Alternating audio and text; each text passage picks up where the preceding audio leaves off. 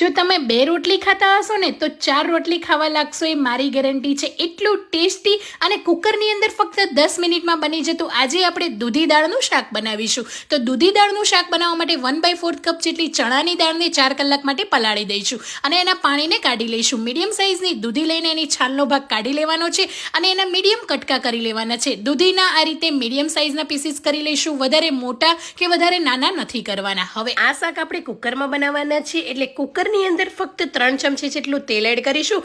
તેલને સારી રીતે ગરમ કરી લઈશું. એની અંદર જીરું, ચપટી હિંગ, તમાલપત્ર, તજ, 2 સૂકા મરચાં, લીલા મરચાંના કટકા અને થોડી એવી લસણની પેસ્ટને સારી રીતે સાતરી લઈશું. થોડા એવા મીઠા લીમડાના પાન એડ કરીશું. હવે એક બાઉલની અંદર અડધી ચમચી હળદર, ધાણા જીરું અને લાલ મરચું અને થોડું પાણી એડ કરીને એકદમ સરસ રીતે મસાલાની પેસ્ટ તૈયાર કરી લઈશું. આ પેસ્ટ એડ કરી લઈશું. જ્યાં સુધી તેલ ઉપર ના આવે ત્યાં સુધી પેસ્ટને સાતરી લઈશું. નિતારેલી દાળ એડ કરીને સરસ રીતે મિક્સ કરી લઈશું.